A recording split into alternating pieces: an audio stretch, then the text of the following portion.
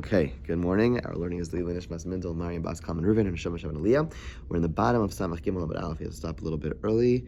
Last thing we spoke about was the value of learning from learning Torah, even if ideally, again, other Gemaras talk about the fact that a person should be learning from someone who is comparable to a malach, to someone who's an angel. But even if a person is not the biggest balmidos, the value of learning Torah is tremendous. Okay, so the next Gemara is another teaching from Rav Shimon ben Lakish, the bottom of Samach Gimel Amud Aleph, all the way towards the bottom.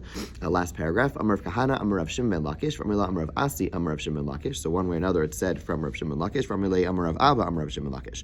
Kol megadol kelev rabisuch beso. Anyone who has a bad dog in their house. What is a bad dog? A bad dog is like a vicious dog. What's a pit bull, right? Pit bulls are very controversial, right? Moneach ches mitoch beso. They prevent kindness from coming into his house. Quite literally, what that means is that poor people who potentially could come and receive, be beneficiaries of your kindness, they're not going to come to the house. They're going to be afraid. Shnemar, Pasuk says, Lamas. No, we're top of Samach Gimel, Amud Beis, 63b. Lamas mir'eu chesed. A person who talks negatively in Eov about a person who withholds kindness from their friends. Shekem b'lashon Yavanis karin lekelev lamas. In Greek, they call a dog lamas. So a withholding, how do you withhold kindness from a friend? You withhold the person from coming to your house because you have this dog, and therefore they're not, the Mashiach's not even going to come knocking on your door because they see this crazy dog like jumping and chomping at the bit, and therefore they're not even going to come to the door. And doing so, in not having the opportunity to give kindness, it also frees a person from, or it causes the person to not have fear of heaven. The end of the pasuk says, and such a person abandons the fear of Hashem. So interesting connection. A person who does not give kindness, a person who kind of abdicates from the ability to give to others, that person ultimately loses the Yirah Shamayim. Okay? It's a terrible story. A pregnant woman came to a particular house to bake. Okay, so keep in mind, back in the day, certain places, they would oftentimes go to one place to cook, one place to bake. They wouldn't necessarily have ovens in their own home. They'd go one place to do it. Navach ba kalba. And there was a dog there, and the dog barked at her. Now, obviously a scary dog. It akar valda. And it caused a miscarriage. It caused the fetus to be uprooted from its place in the womb. Amarle Mara de Besa. The owner of the house comes running over and says, Lo titchale, don't be scared. Shkile nive shkile sufre. I took out the dog's fangs. I took out the dog's claws. It's not going to hurt you. Amarle shkula tivusech v'shadya achizre. Take your reassurances. Take I appreciate it. Throw it over the thorns. Kvar nad velad. It's too late. Basically, yeah. Granted, you come along and you tell me this. It's a little bit too little, too late. It's not going to actually help me. Okay, another teaching from Rav Shimon ben Lakish. Last, I got it for now. Amar Rav Huna says, "My dichsiv." Okay, there's a very interesting pasuk over here in Koheles. It's like this. You'll see the beginning of the pasuk, the end of the pasuk don't seem to match up. Pasuk says, "Smach b'chur b'yaldusecha." A young one, rejoice, young person, in your youth, in your childhood. V'tivcha libcha b'mei b'charecha, and let your heart cheer you in the days of your youth. V'alech b'darchei libcha. And go in the way of your heart and go in the way of your eyes. The first part of the pasuk seems to be hedonistic, do whatever you want, enjoy. Right? The end of the pasuk says, "V'da and no ki kol eila ki al kol eli v'yachal lekim b'mishpat." Hashem's going to judge you on everything. So which one is it? Go party. Oh, by the way, Hashem's keeping score and he's going to get you in trouble for everything. Which one is it? So the way the psukim are understood, the Rav Huna understands, ad kan divrei yetzer hara. The first part of the pasuk is the yetzer hara speaking. Mikan ve'elech divrei yetzer tov. The rest of the pasuk is yetzer tov. So the way to understand the pasuk is it's almost like that battle between your right shoulder and your left shoulder, so to speak. You know what I mean? It's first part of the pasuk, go party, go crazy, do anything, and other part is yeah, do whatever you want, but just know Hashem's keeping score. That's how he understands the pasuk. Reish Lakish amar ad kan l'divrei Torah. The first part of the pasuk is not talking about doing whatever you want in terms of material engagement. What it's referring to is the way to learn Torah. When you're young, follow we spoke about this a little bit over Shabbos. Learn things which speak to you. Try your best. Try to understand things the way you see them. In other words, just engage. And then and then the end of the pasuk is referring not to divrei Torah, but Hashem's going to judge you for how you put the Torah that you learn into practice. So the second part of the pasuk is referring to deeds. The first part of the pasuk is talking about Torah. With Torah, we try. We don't always, with Torah, there's we try to get the pshat, we try to understand it, we try to teach it properly. We don't always come to the right conclusion. With our deeds, Hashem's going to judge us. In other words, you have to recognize that with your deeds, there's no I try my best. No, you got to do it right. And there isn't the same level of excuse, the same level of just try your best. So the first part of the pasuk is referring to Torah. The second part of the pasuk is Ma'asim Tovim. Excuse me. Well, all right, pay attention. Okay.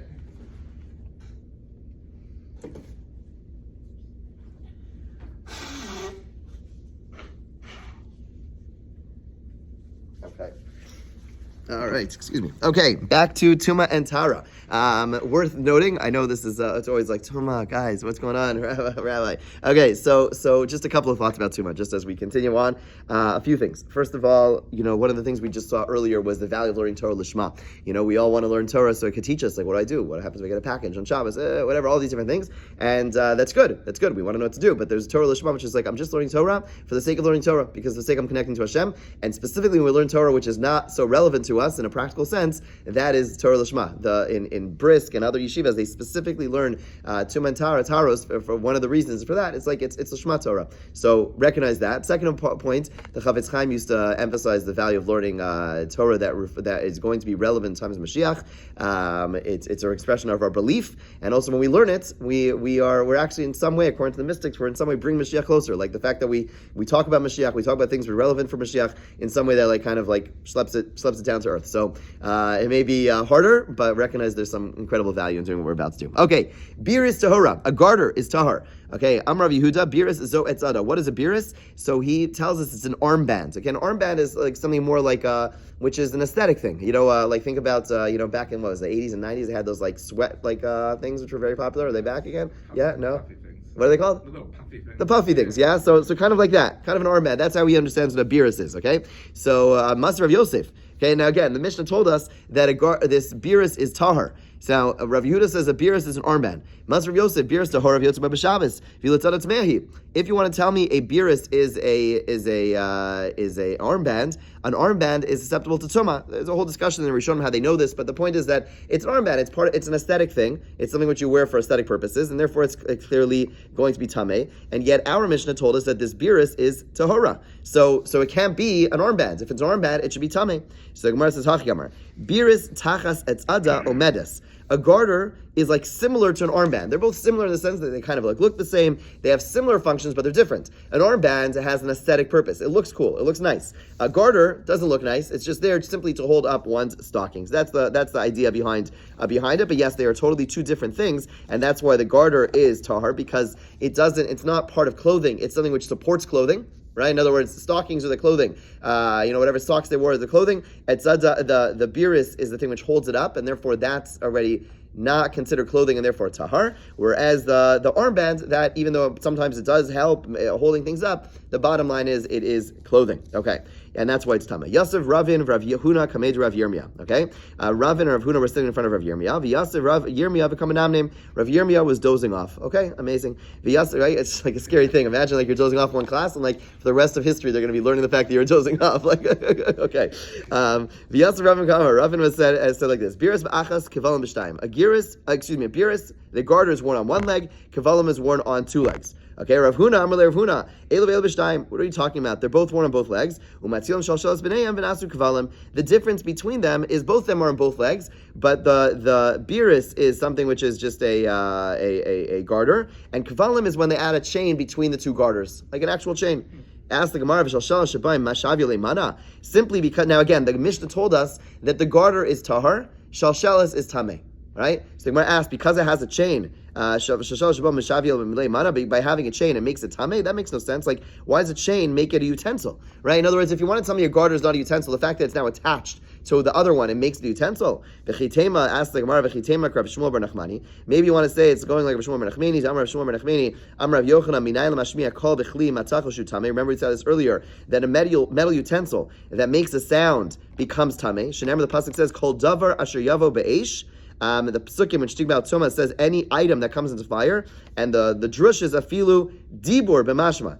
Not just called davar, any item, but dibur, meaning something which makes sound. So Rav Shmuel ben Nachmani taught us that things which make sound are tameh. The Gemara says, no. Bishlam hasam, there, the item that we're referring to is a bell. A bell's function is to make noise. So there we understand, and it makes noise for a purpose, like you want to draw attention, etc., etc. So kabbalah l'kala v'kav ma'isa. There, a person wants to make it sound, and therefore it has a function. Hachamai ma'isek avid. Over here, what task does this sound? Like the fact that yes, A chain makes noise. If you have a chain, it's going to make noise, but it's not a noise that you want. In other words, when it's a noise that has a function, when it's doing something, great. But when it's just a noise that does nothing, or it makes a noise but it's not for a purpose, then what's the point? So Gemara says like this. Now, hachinami ka'avamaisa. Over here, it's not because it makes a noise, but the chain actually has a very specific function, and therefore it could be considered a utensil. What's the function? Okay. To Amar Rabba Barachana Amar Yochanan Mishpachas Achas B'Yerushalayim Sheb'Siosein Gasos. There's a family in Yerushalayim where they took large steps.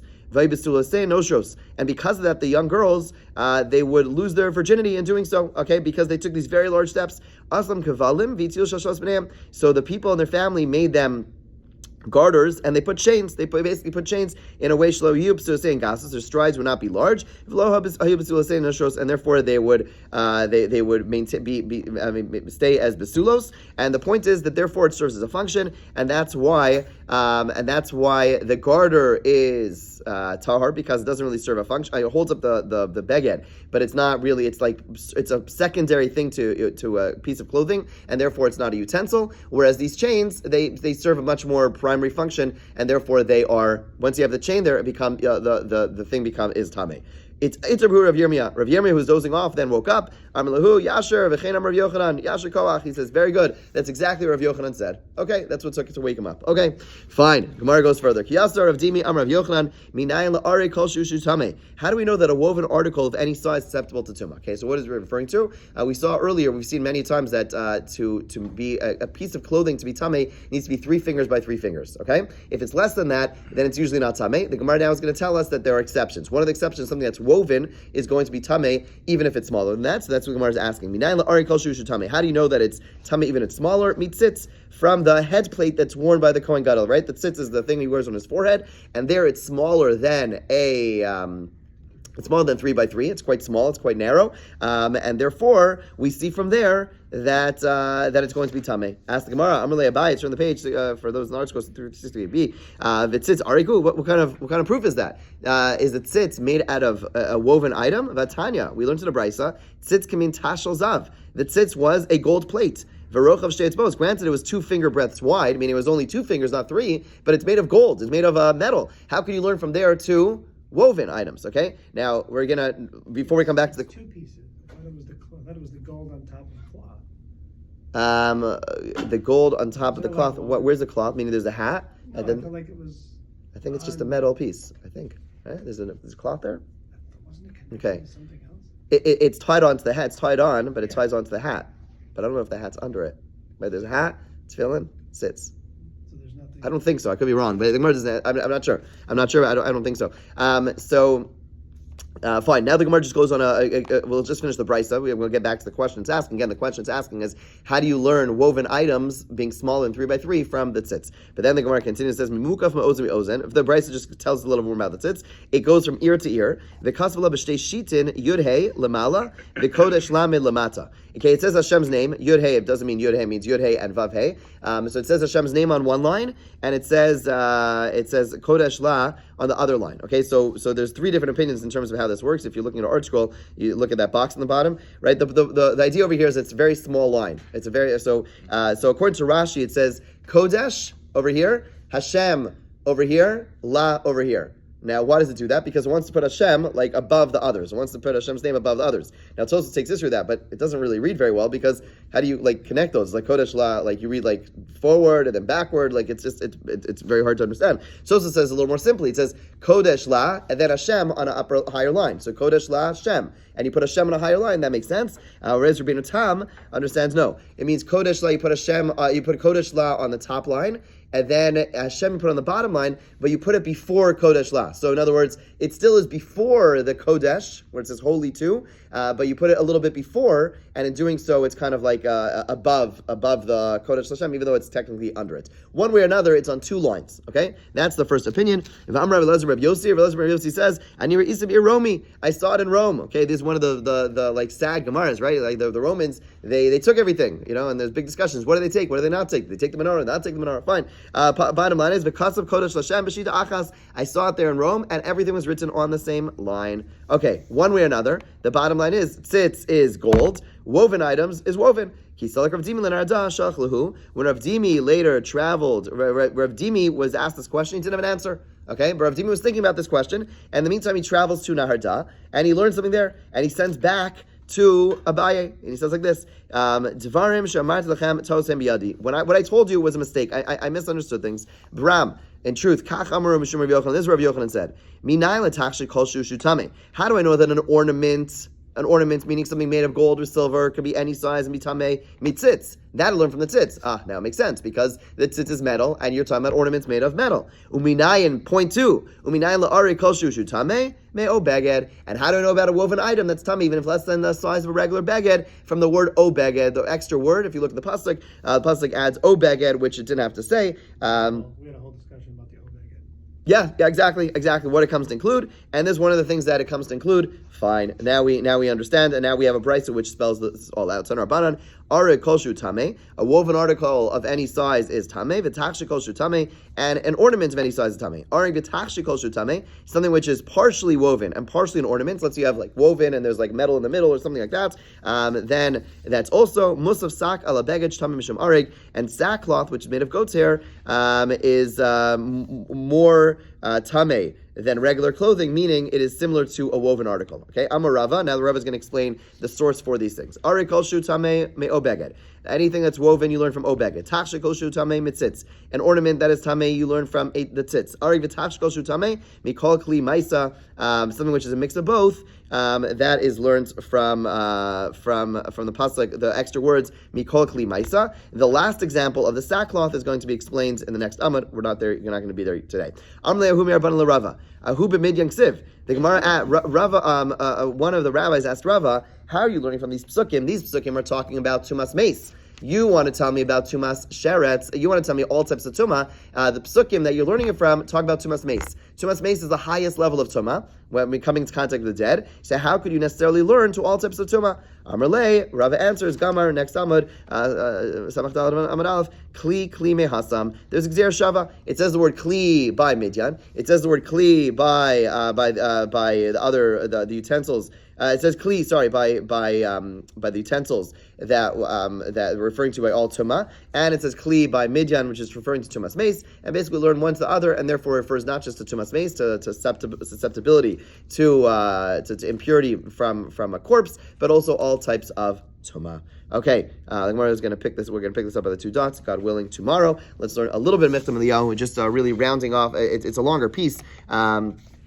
Ultimately, he's going to try to tackle the question, or if you remember, the historical context of the piece is the fact that they are living during a time where all these yeshivas are closed down, everyone's suffering, and he's wants to explain a little bit of what's going on. But before he does so, he just rounds out the last idea which he discussed, which was the idea about the different ways of going up the ladder. Right? There's the climbing up the rungs of the ladder, which is ideal. The tzaddik, the person who, or what he calls the tzaddik, the individual who's struggling every day and climbing and going from level to level to level. And then there's the person, he says, yeah, but sometimes a person can be like crippled, and they'll go. A person's handicapped, and a person goes ahead and cries, and Hashem will just lift the person up. So which one is better? So he says, obviously the first approach is better. It's the point is that from the perspective of Kiddush Hashem, the second person affects much more by Kiddush Hashem because it shows Hashem's compassion. Right? If a person does good their whole life and Hashem rewards them, okay, it makes sense. But a person who's able to come back to Hashem in just a moment, that person is there's a greater Kiddush Hashem. So he uses that to explain a Gemara, a very strange Gemara. Gemara says like this. The Gemara says, I think it's Gemara in Sukkah, right? I think. Let's just see. Yeah, the Gemara in Sukkah. Yeah, the Gemara towards the end of Sukkah says, and I'll just read it. In the future time, L'Asalavo, Hakadosh Baruch Hu will bring the Yetzer Hara and slaughter in front of the Tzaddikim and the Risham. So the Tzaddikim will appear as a great mountain. The Risham will appear as a single hair. Each will cry. The tzaddikim will weep, saying, "How are we ever able to conquer such a high mountain, such a mighty mountain?" The Risham will weep, saying, "How are we unable to conquer this single hair?" Right? So which one is it? Is the Yetzer Hara a single hair? Is the Yetzer Hara a mountain? Right? So there are a lot of different interpretations to this Gemara. The way he understands Gemara is exactly as he just explained it. He says the tzaddik is able to say it's a mountain because the tzaddik, the individual who lived their life wrestling with evil and accomplishing and having setbacks, but going forward, going up the rungs of the ladder, going up one, going up two, going down one, etc. That person says, "Wow, I really climbed a mountain. It's unbelievable."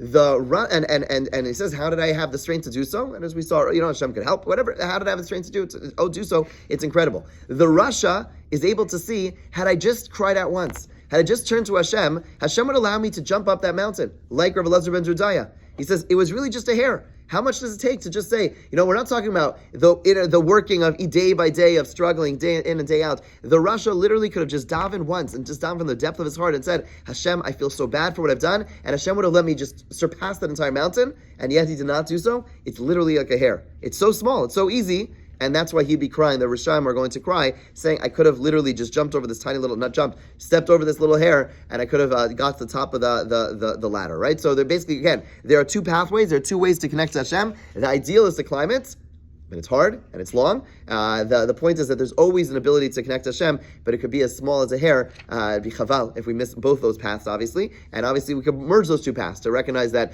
at the same time, when we die, we die again at the end of brachos. We ask Hashem, help us with our Yetzer Hara, help us with our nisyonos, help us with our challenges, right? We recognize it's not completely in our, yes, we could fight, we could struggle, but to recognize that Hashem, right? But there's a person who is maybe strong, but not strong enough, and there's there's the person helping them up the ladder. That's probably for both of us, for all of us, that a path. Okay, and he's going to go further in this approach and bring it to the times of Mashiach, but we'll stop over here. Okay, have a great day.